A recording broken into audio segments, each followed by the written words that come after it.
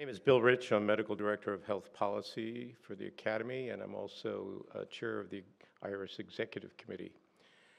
Today we're going to talk about some of the research implications of the IRIS Registry. I'm going to start off with a brief introduction to the registry just to give you an idea of where we've been, where we are now as far as data, patients, and then we have 4 speakers. Slides are not advancing.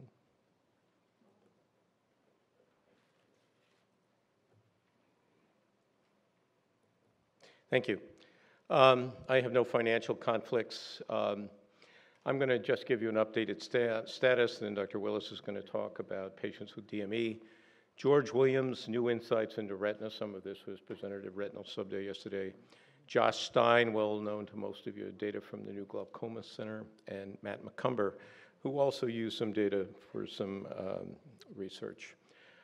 These are the current statistics of IRIS. We launched, approved by the board in late 2012.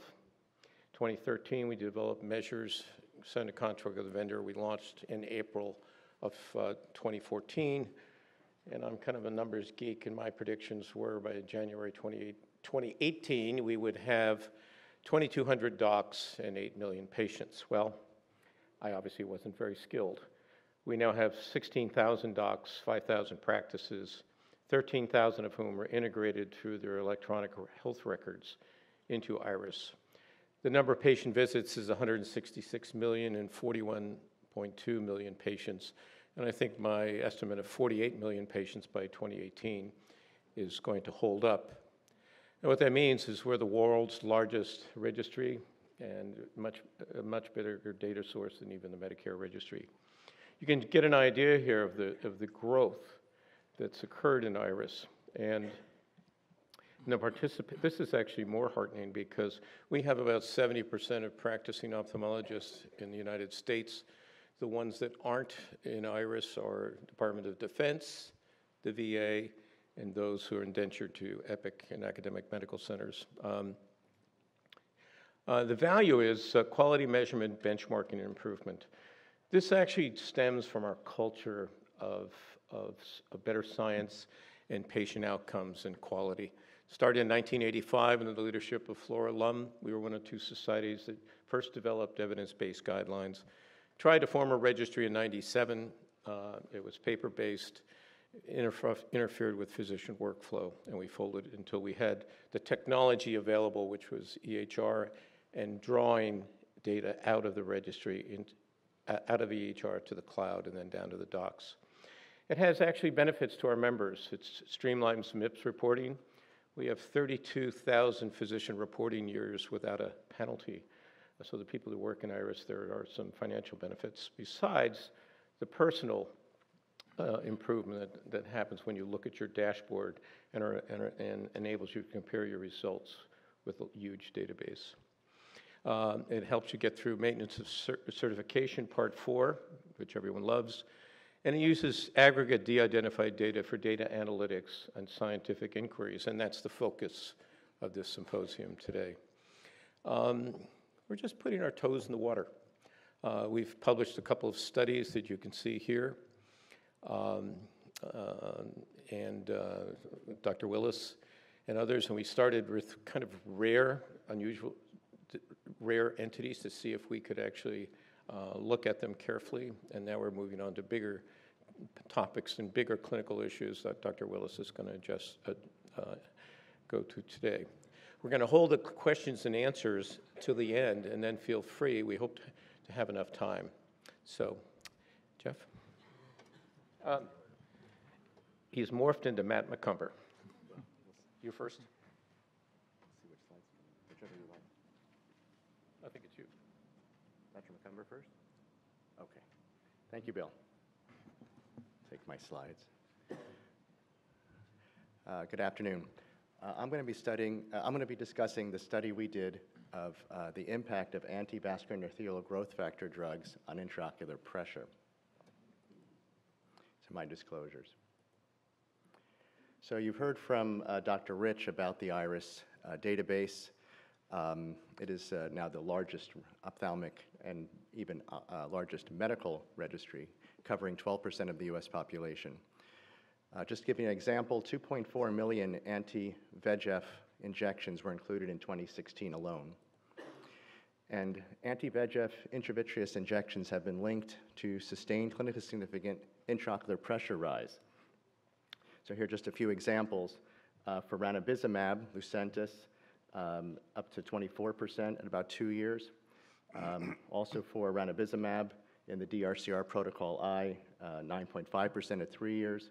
And aflibercept, Freund in view, up to 14% at 1.8 years. There have also been case series that have linked bevacizumab or Avastin to elevation in intraocular pressure. So our objective was to determine the real-world effect of anti-VEGF and intravitreous injections on sustained intraocular pressure measurements. So these are not the raises in eye pressure we see immediately after injection. These are ones that develop over time and are sustained. We looked at subsets, so the different anti-VEGF drugs that are used commonly. We broke the categories down into age-related macular degeneration, so the most common disease we look at, treatment naive or new cases, and then those patients who received many injections. And then we compared the intraocular pressure changes in the treated eye to the fellow eye as a control. So we identified in the IRIS Registry between 2013 and 2016 those who had undergone intravitreous anti-VEGF injections, and we only used the right eye to help ensure we're looking at the correct eye to ensure laterality. We excluded patients who received more than one intravitreous drug or any steroid, had intravitreous injection in the left eye, so we had a good control, and had less than 1 year of follow-up, so all patients had greater than 1 year. We identified the mean IOP change by group and drug, and then we assessed the percentage of eyes that had a clinically significant IOP rise. And this is something that had been established in some other studies in the Marina anchor data.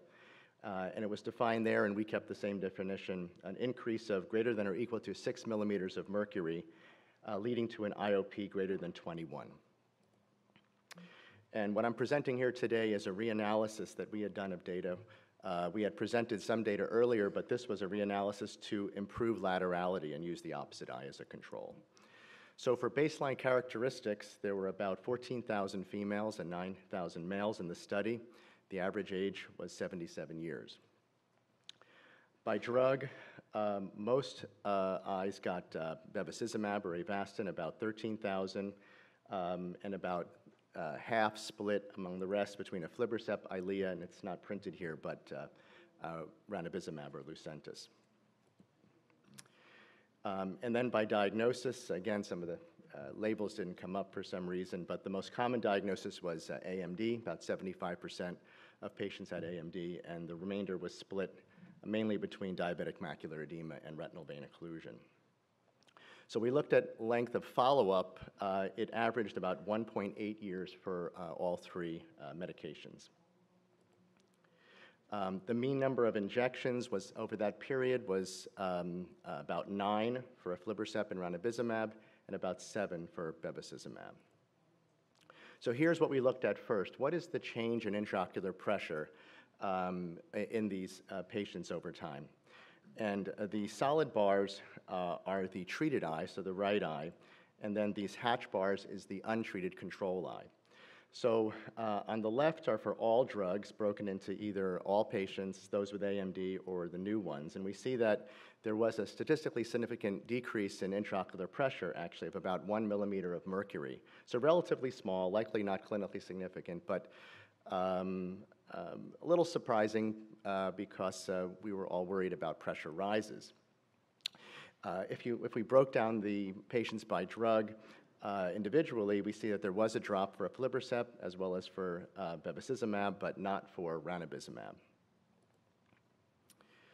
We then broke down our patients into subgroups based on number of injections they received. So 12 or more, 18 or more, or 25 or more. And this is just the sample size, and it's still quite good, about 2,000 for the patients who had 12 or more, about 600 for 18 or more, but the numbers went down for 25 or more, so not quite as reliable, about 200 patients. IOP change over time was fairly continuous, whether we looked at all injections or those that had 18 or more, so it decreased each year. And then again, we looked at what we were most interested in was those patients that had a clinically significant rise in intraocular pressure. So on the left is the percentage of our patients in the database that had this significant pressure rise. The solid bars are the treated right eye, and the hatch bars are the untreated left eye. So overall, there was a statistically significant increase in intraocular pressure in about 2.5% of patients. And that's compared to about a 1.5% percentage that had this rise in the control eye. There was also a statistically significant increase for ranibizumab or bevacizumab, but not for aflibercept. There was essentially no change. We broke this down by 12 or more injections, and these findings held up. Again, ranibizumab and bevacizumab causing increase. And if we went to 18 or more injections, we see that bevacizumab did increase pressure even more, with 4.5% on average having this clinically significant pressure rise, again compared to a similar about 1.5% in control eyes. Aflibercept did not cause any significant pressure rise even with time. This is the 25 or more injection data, a little more or randomness, less reliability given the small sample size, but the effect is still there. So are patients with glaucoma more likely to get this clinically significant pressure rise? Well, we found that of those patients who had the clinically significant IOP rise, there was a 3 times greater history of glaucoma than those who did not have the IOP rise, 2.1% versus 0.7%. We also looked at glaucoma procedures, and there was really very few procedures in either the treated eye or the untreated eye. We really couldn't look at IOP-lowering medication because there's a lack of laterality for eye drops in the IRIS database at this time. So if we compare to previous studies, the rate of clinically significant IOP elevation was lower than for the clinical trials. In Marina and Anchor for Lucentis, ranibizumab, it was 24% versus about 14% in the control eyes. For ranibizumab in DRCR, it was about 9.5 in treated eye versus 3.4% of control eyes. Somewhat less strict criteria was used in VIEW, but still they found about 19% or up to 19% for ranibizumab with lower level, 14% for aflibercept. And to remind you all, we found just a 2.8% increase in the percentage having the clinically significant pressure rise for ranibizumab or bevacizumab compared to only 1.9% for aflibercept. And that was, again, not a great change from the control in aflibercept. So in conclusion, these analyses from real-world data indicate that bevacizumab and aflibercept, so that's Avastin and Eylea, intravitreal injections overall were associated with a small but statistically significant decrease in IOP when compared to fellow eyes. Again, likely not clinically significant, but a pressure lowering nonetheless. The sustained clinically significant IOP elevation occurred for bevacizumab, Avastin, and ranibizumab, Lucentis, in a small percentage of eyes, 2.8% versus 1.5% in control, and there was really no change for aflibercept or Eylea. The mechanism by which ranibizumab and bevacizumab were associated with this sustained IOP elevation is still not well understood, and why it differs from aflibercept requires further study. Thank you. That's terrific, Matt. Jeff?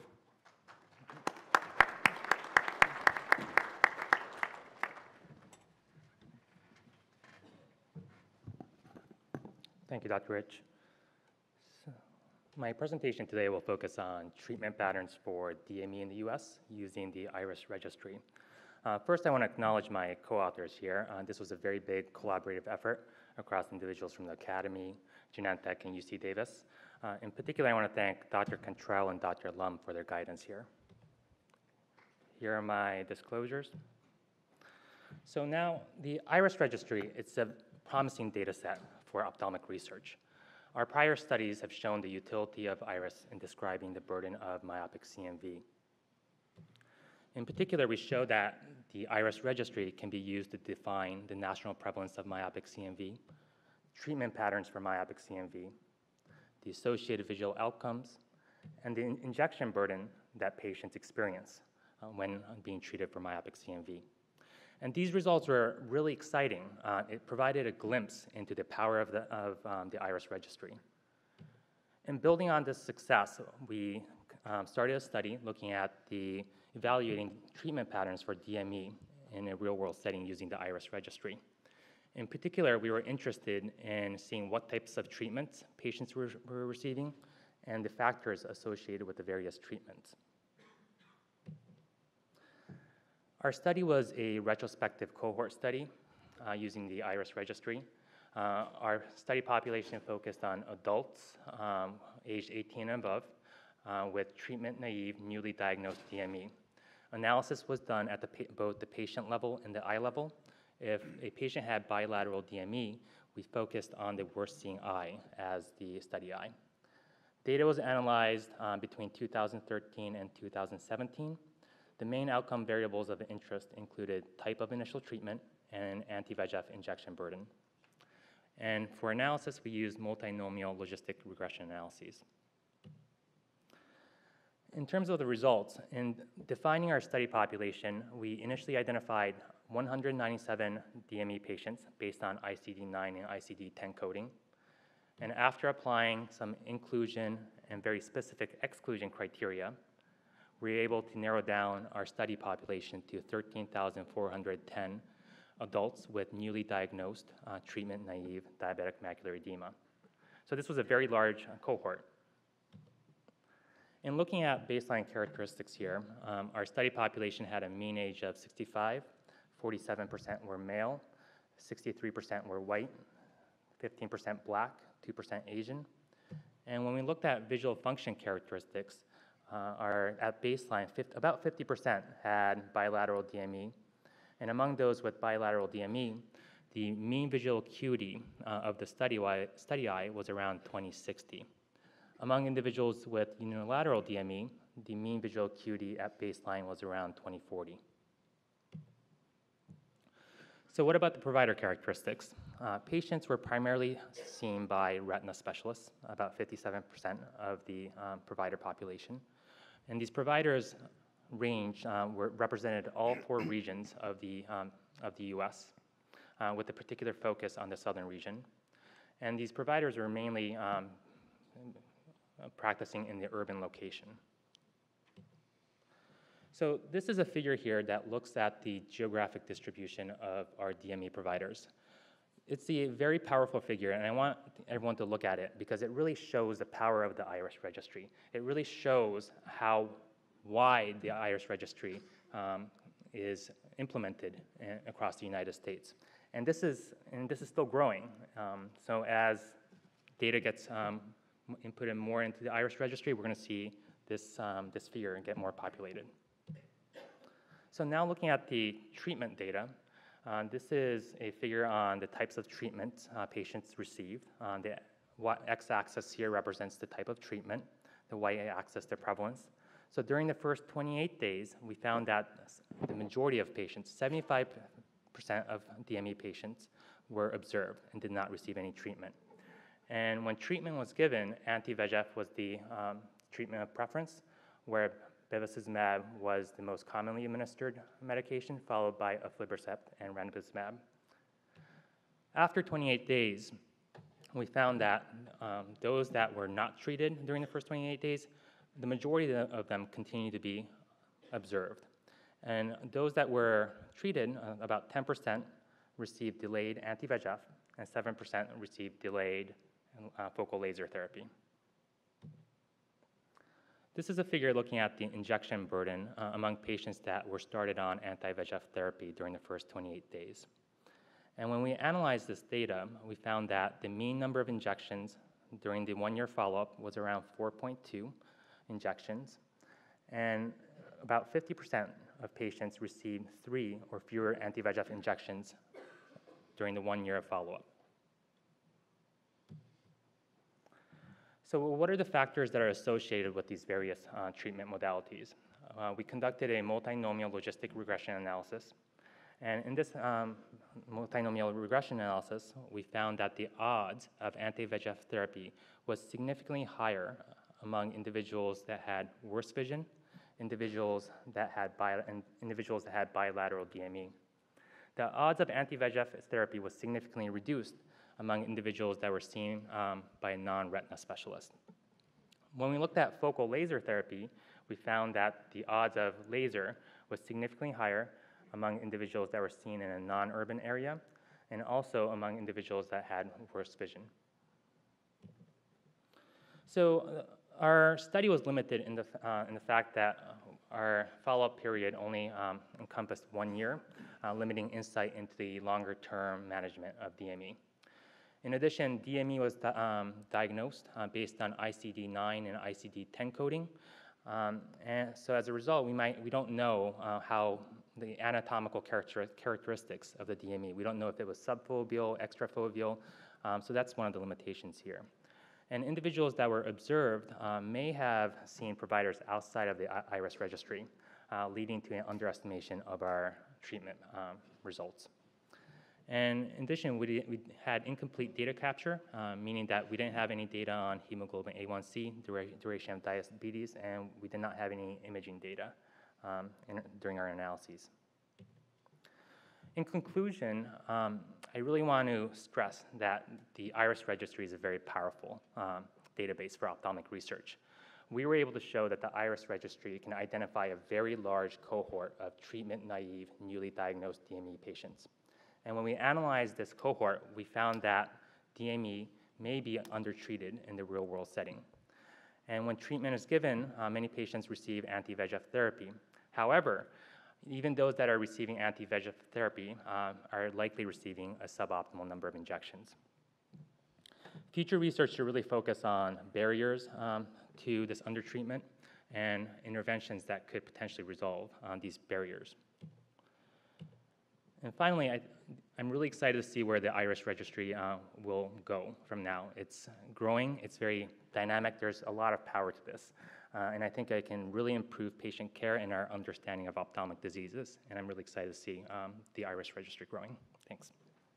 Thanks, Jeff. Dr. Williams.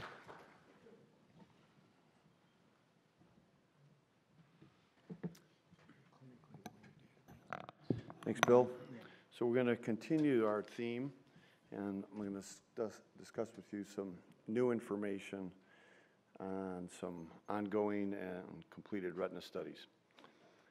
So the first study we're going to talk about is a non-complex retinal detachments. And we just asked a simple question: how well are we doing in a relatively large cohort? So we wanted to look at patients, we wanted to look at anatomic results in patients who underwent scleral buckling for primary non-complex retinal detachment, or vitrectomy with or without scleral buckling.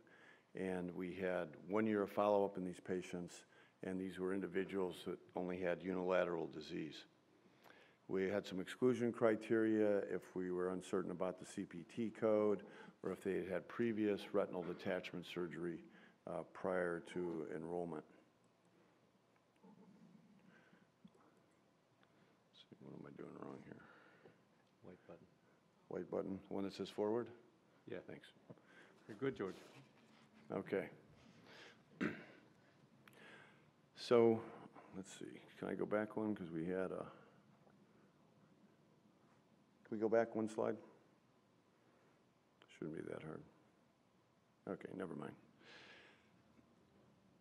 So what we had, we were able to get some demographics, and we can see the age differences between the two groups. As we would expect, patients undergoing primary scleral buckling were somewhat younger. Good. And this is consistent with our clinical experience. If we looked at gender, it was interesting that again we saw a statistically significant difference between those eyes that received scleral buckle and pars plana vitrectomy, and it's not really clear why that would be. And for lens status, as we would expect, eyes that were phakic were more likely to receive a scleral buckling surgery with the intent of avoiding intraocular surgery and generating a cataract than eyes that received vitrectomy. So if we just look at our scleral buckle reoperation rate across 3,000 eyes, so this is already one of the largest series ever reported on scleral buckling. We can see that the 3-month success rate is a pretty good predictor for the 12-month anatomic success rate. So we're right around 89% or so after 3 months with retinal reattachment, and only another % or so go on to need a subsequent retinal reattachment procedure over 12 months. And the data are similar for those eyes that underwent pars plana vitrectomy with or without a scleral buckle. So the 3-month data point seems to be a good predictor of the long-term outcome. Well, we have some issues with the IRIS data, as you would expect. For example, it's difficult for us to determine the preoperative macular status, the location and extent of the retinal detachment. And these are well documented to be factors that are important in surgical prognosis. We also have some issues still trying to better define complex versus non-complex retinal detachments, and the ICD coding is really not ideal for this yet. And finally, one of the most important issues that we want to be able to explore is the role and benefit of scleral buckling with vitrectomy. And so it's still difficult for us to establish the use of scleral buckle in the codes that have in the 67108 code. So for future studies, we're going to try and examine the utility of preoperative vision as a surrogate for macular status. Obviously, better vision we would think would be associated with an attached macula. We're going to look at perhaps new mapping to try and determine how we can identify whether or not a scleral buckle was performed during vitrectomy. We're also starting to look at the surgical results with pneumatic retinopexy. Again, that's an important surgical technique, and we'd like to know and better understand the success rates with that. And we're also looking at a large cohort of over 3,000 eyes with complex retinal detachment. So this would include conditions such as PVR, giant retinal tears. There's an article that's coming out in press now in Retina looking at an analysis of intravitreal injections, anti-VEGF injections, and this was put together by Preeti Rao and colleagues. And what they wanted to ask was a very simple question. How do we extrapolate the clinical trial results to large populations? So this is, as you can see, real-world vision is determined from the IRIS Registry in patients with neovascular AMD who received just a single drug over the course of 1 year. So this is not individuals who have received different drugs over time. That'll be a separate study. And what we found, we had 13,859 patients receiving almost 85,000 injections. So fairly remarkable numbers.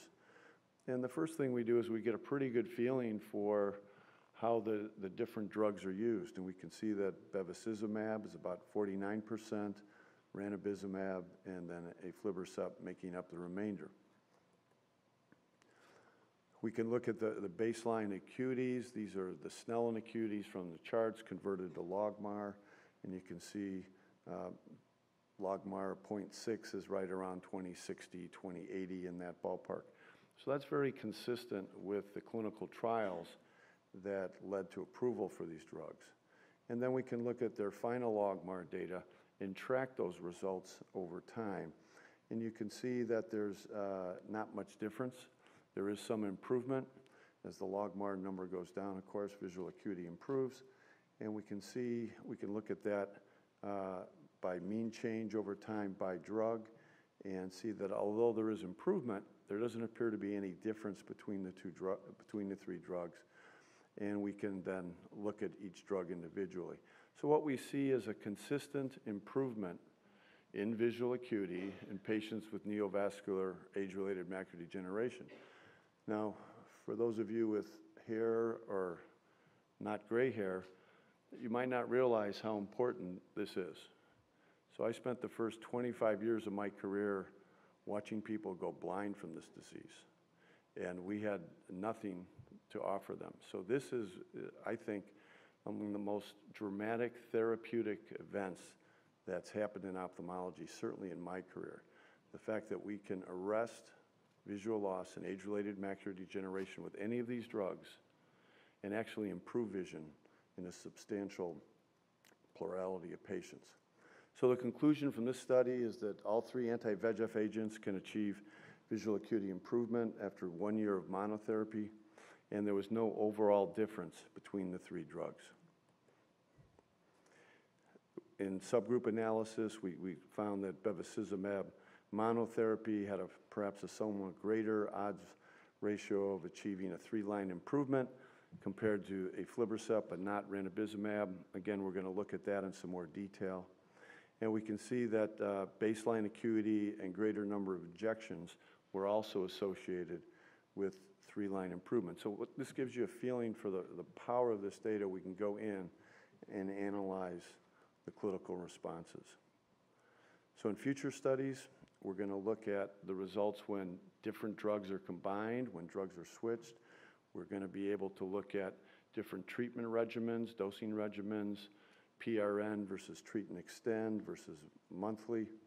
We're going to be able to compare drugs across other disease states, such as diabetic retinopathy, retinal vascular occlusions. And we've already started a project looking at the role of intravitreal steroids in these diseases.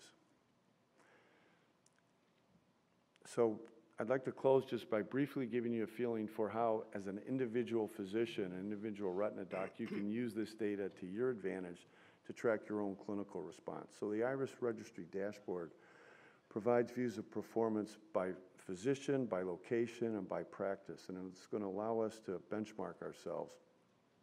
So this is my practice. Doesn't really matter the details here, but just on a standard dashboard, green is good, yellow's okay, red is bad. So we can look on a monthly basis and see how we're performing across a variety of metrics. And we can see we have a red there, and I think it's something to do with reporting back to the referring physician, and we can ask, okay, why are we not performing well? And then we can track that type of performance over time across a variety of metrics, and we can actually see whether or not we are improving over time. We have new quality metrics that are copyrighted by the Academy, and these new subspecialty outcome measures are going to allow us to learn and track across a variety of retinal conditions, but also importantly across virtually any aspect of ophthalmology. So we're going to be able to measure what our rate of loss of visual acuity in neovascular AMD is. What's our loss of visual acuity across treatment of diabetic macular edema? So this is, as you've already heard, a very exciting time. We have access to data that is unprecedented, and we've been able to attract attention of a lot of smart people.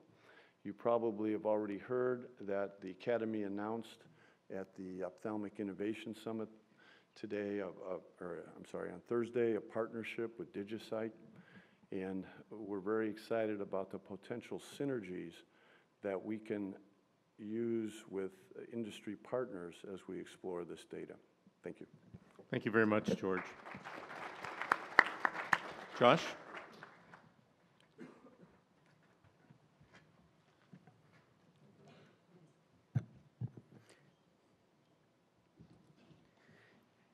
Good afternoon, everyone, and thank you for the opportunity to talk about our first foray using IRIS data to study patients with glaucoma. We haven't done any sophisticated analyses yet, but I'm going to share with you some of the preliminary data that we've done so far. I have no financial disclosures. I am a member of the IRIS Analytics Task Force. So why is it important to study glaucoma using a registry like IRIS? First of all, glaucoma is a very common and debilitating ocular disease. It's the second leading cause of blindness worldwide, and 10% of blindness in the United States is due to glaucoma. Unlike some other ocular diseases, glaucoma is a chronic, progressive, irreversible condition that requires careful longitudinal monitoring. And a registry like this, one can track patients over time, whether they're in the same practice or go from one practice to another, and monitor and see how they're doing. Another advantage for glaucoma, many of the clinical metrics we use to assess glaucoma, such as pachymetry, gonioscopy, tonometry, nerve fiber layer assessment, are all captured in our electronic health records, and we can track these over time. So this is some preliminary data, and I want to thank Rebecca Hancock, Flora Lum, and the statisticians at the Academy for generating these numbers for us. And you can see the numbers of patients and the numbers of eyes with glaucoma over the past few years. And I think, you know, at the beginning of the session, Dr. Rich showed the number of physicians that are contributing to IRIS. Once we get to a steady state and there's similar numbers from year to year, we'll be able to see how the numbers of patients with a given condition, whether it's glaucoma or another condition, change over time. Right now, we're still kind of building up as more doctors come on board. So here's a breakdown of the numbers of patients and eyes with different types of glaucoma. Not surprisingly, the highest proportion are patients who are considered glaucoma suspects, and followed by primary open-angle glaucoma. But even some of the other forms of glaucoma, such as normal tension glaucoma, pseudoexfoliation glaucoma, you can see there's, you know, many thousands of patients that have these and can be tracked and monitored in the registry. So here's the number of patients with 1, 2, and more than 2 types of glaucoma. And you may be saying to yourself, well, how can someone have more than one type of glaucoma? And there are 3 possible reasons I can think of. First of all, they may have one type of glaucoma in one eye, like exfoliation glaucoma in one eye, and the other eye develop a central retinal vein occlusion, develop neovascular glaucoma. That would be one example. Another example would be someone started out as a glaucoma suspect in 2013 and went on to progress to primary open-angle glaucoma. And then the third one is that they saw a comprehensive ophthalmologist who diagnosed them with one type of glaucoma and then got referred perhaps to a glaucoma subspecialist who diagnosed them with a different type. So this just gives you a sense of the numbers of patients with multiple types. Here's a distribution. This is the overall age breakdown of patients in IRIS, and these are the distribution of patients with glaucoma. And as one would expect, patients with glaucoma tend to be older in age. But you can see even the youngest age group, and these are probably patients with congenital glaucoma, there are over 1,000 patients, and that's probably much larger than anything out there that's ever been published. So one can even look at, you know, very rare conditions like that. This is a breakdown by sex, and there's not really a strong predilection for primary open-angle glaucoma among males and females, so it's not surprising that patients with glaucoma are pretty similar to the overall IRIS population. Here's a breakdown by race, and you can see that African Americans and Asian Americans have a disproportionately higher proportion with glaucoma relative to the overall population. These are the column percentages, but an interesting other way to look at it would be to look at the row percentages. And of the 1.2 million African Americans, about a quarter of them in the registry have been diagnosed with glaucoma or glaucoma suspect at one point in time, whereas compared to whites, it's about 1 in 6. One of the advantages of IRIS over other data sources for big data is that it captures patients with different types of health insurance. And you can see all the different types of insurance that are captured in the repository. One can also look at disease severity in IRIS, and the disease severity is broken down into mild glaucoma, moderate glaucoma, and severe glaucoma. Mild glaucoma would be if you have no visual field loss on white-on-white perimetry, or only visual field loss on frequency doubling or shortwave automated perimetry. Moderate glaucoma is if you have field loss in one hemifield and sparing central fixation, and severe glaucoma is either in both hemifields and or within 5 degrees of central fixation. And here you can see the stratification by disease severity over the past few years. And one of the things that you'll notice in that the first few years, most of the patients were either characterized as unknown and unspecified, about 70%. And in 2016, you can see it changed quite a bit. Why do you guys think that there was such a change? Well, it's probably because the transition to ICD-10, where there's much more granular capture, it kind of forces ophthalmologists to document disease severity, and we can get a better sense of how many patients have mild, moderate, and severe glaucoma. Then if we look at rates of visits, if we focus on 2016, you can see those with severe glaucoma have more visits than those with moderate and mild, which is what I'd expect to find. Finally, one can look at different surgical procedures, and these are trends over the past few years in each of the common incisional and laser glaucoma surgeries. Again, it's a little difficult to interpret because more docs are coming on board, but it gives you some sense that there are large numbers. If we compare the IRIS data to another data set that I routinely work with, Medicare data, you can see that while we're not capturing all the cases of laser and incisional surgery, as more and more docs come on board with IRIS, we're getting at least up to 50% at this point. Another advantage, as Dr. Williams spoke of, is being able to look at quality of care metrics. And these are some of the quality of care metrics that are being captured in IRIS. One is a process of care measure, how well you're documenting optic nerve evaluation. There are other outcome measures such as percent reductions in intraocular pressure, patients with different severities, how well we're able to get their pressure under control, as well as changes on visual field and percentages of patients experiencing a reduction in pressure after laser trabeculoplasty. And here's an example of the dashboard, and the first measure in the entire dashboard is a glaucoma 1, and you can see that this particular provider is doing quite well.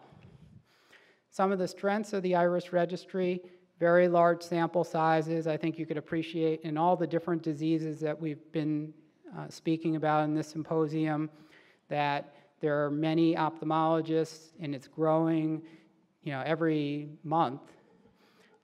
There's not just claims data, but there's also clinical data, such as visual acuities, eye pressures. So it really augments our ability to study patient outcomes from a research perspective. There's a diverse group of patients. It's not just patients that are in Medicare or in one particular health insurance type, but good numbers of patients across many different insurers and geographic diversity, different practice types, and we can follow patients across practices, assuming each of the ophthalmologists are participating.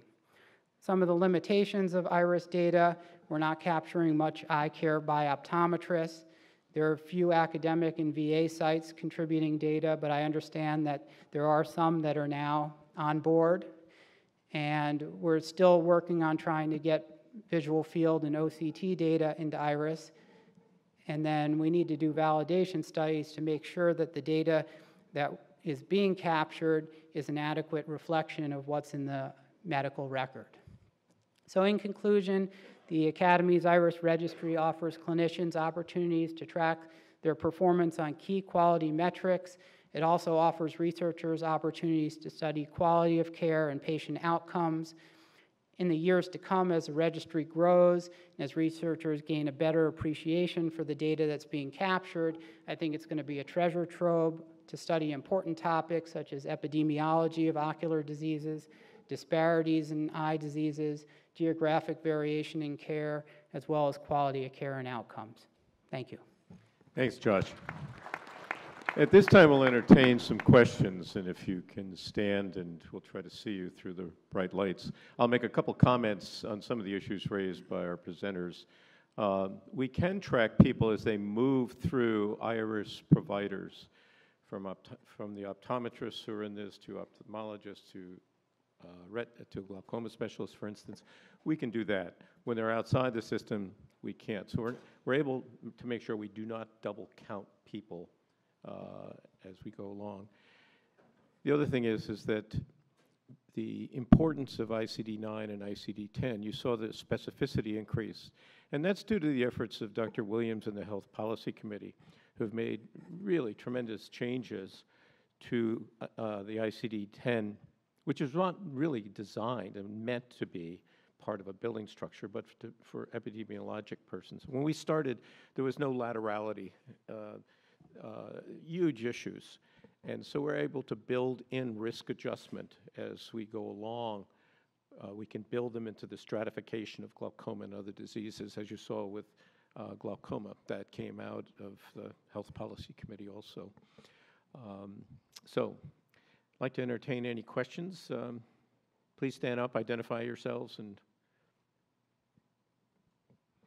hearing none, how about questions? Yes, sir.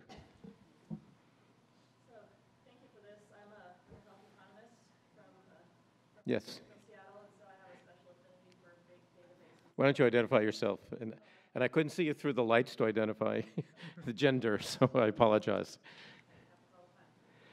I'm Kate Lockhart. I'm from Omeros in Seattle. And so my question is about some of the capabilities that you have. Now that I know the EHRs are now part of the database, and I'm wondering, is there any detail in terms of OR records, what occurs during a surgical procedure, and what level of detail does exist for that, if any, or are there plans to include OR-specific data? Exactly. There's a couple of things that we'd like to get into the database. One is imaging. Those data sets are huge. And even with a grant that was approved by ONC for a $100,000 prize to make them compatible for data flow, the sets are just too big.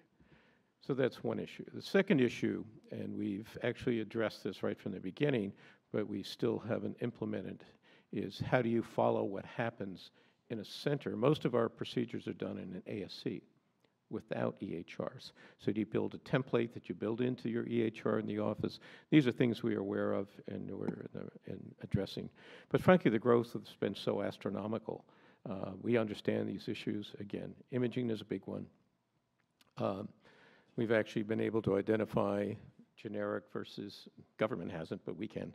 But the problem in the OR and outside the office is a problem. And we hope to address it either forming a template. We're also we've set up an initial relationship with our largest EHR vendors to try to build in more fixed data points, and those could include some way of getting data in from the ASCs. But as you know, the biggest problem in the U.S. when we're dealing with data sets is the interoperability problem. So these are all very clever workarounds. Any other comments? Yeah, but it is an issue, but we're well aware of them and working on it. Other questions? How about Thomasine Gorey, I'm an ophthalmologist at Shea, and I've tried, I'm also lead for quality across the practice. I have tried to convince Penn to consider IRIS and have had no luck. Would you recommend any particular arguments getting large academic centers on board? Yeah, the large systems, most of them are, I take it you're on Epic? Okay. There are no technical issues at all. We're integrated with 50 different EHRs. Epic doesn't want to do it. We actually have 52 Epic sites now, Rebecca, something like that, and about 14 of them are academic sites. And the pressure to change Epic's position is coming from the academic side, from Mass Eye and Ear, putting pressure on partners saying, I don't know how my faculty does. I don't know how my attending faculty does. I can't measure my resident performance. Let me in. So it's only from pressure like people like yourselves working up through the system. You're going to find other people that are interested in doing this, especially in cardiology. But it's actually the pressure from you that's actually causing IRIS to change, because ophthalmology and cardiology have been talking to Epic for 5 to 7 years now, Rebecca, something like that. Yeah. But it's you're going to make the change, and we're starting to see some movement now, but it's from you. George. So we're also looking at this from a health policy perspective, and one of the driving forces behind the whole EHR integration was interoperability. So we've had discussions with members of Congress, with regulators, about the fact that certain electronic health systems are not really playing ball, and that was the original intent. The government has invested over almost $50 billion in this process, and the goal was to have an interoperable system. We are not there, and I think it's probably going to take a little legislative nudge to encourage people to play better together. Yeah, incidentally, I'm going to be at Shea in the spring, so when I'm there for grand rounds, bring along your CIO and your CFO. Make sure they listen, okay? The whole idea of interoperability, this is a tragedy of trying to get a program out the door that was poorly designed. The head of the policy committee for this multi-billion-dollar project was, guess who was the chair? The young lady from Wisconsin that runs Epic. So some of these distortions you see are actually related to the initial rollout of the High-Tech Act, which actually passed, I believe, in the Bush administration in about 2008. Where do we stand in relation to the rest of the world? We've actually met at the start of IRIS with our international colleagues in India, Malaysia, New South Wales, Europe. And everyone has their own culture, their own regulations. For instance, Europe, there's an international identifier. We have to use very sophisticated algorithms to identify patients and legally follow them. With the advantage of an EHR-based registry, we can go to India, New South Wales, Europe, and actually, even though they have different things that they're measuring, we can actually shadow them or match them up in the data points in IRIS Registry, so we can compare apples to apples. The rest of the world is actually moving to EHR-based registries because it's too expensive. Traditional registries, they had nurses, high-level nurses, inputting data into a web portal. Hospitals have said, that's ridiculous, we're not going to do that. So you've seen tremendous withdrawal of hospitals from the Joint Replacement Registry in California.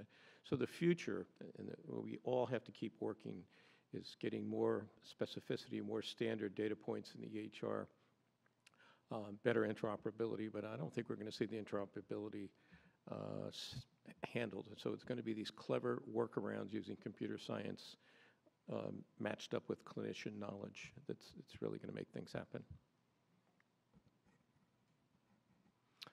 Well, thank you very much. I've been in practice. I just retired after 41 years, and frankly, if you look at the advances that have occurred, George referenced some of the advances we look back to 1950s and the role that ophthalmology has played in the advancement of science, not just in ophthalmology. First randomized clinical trial, the ROP trial at DC General Hospital. The gold standard DRS and ETDRS is still considered the gold standard of randomized trials throughout the world. the gold standards of comparative effectiveness trials, the CAT trial. And we are now the leaders. We've blown by the other, 29 specialties, George, that have registries now. So we're also on the cutting edge, and there's a lot of people that are going to be watching what we do. The importance of the announcement made yesterday is a funding opportunity to have an ongoing funding source to actually do the things that these 4 presenters are doing. These are the real pioneers. This is just the tip of the iceberg. We're just getting started. So thank you for your attention, and I'll hang around outside if you have some questions.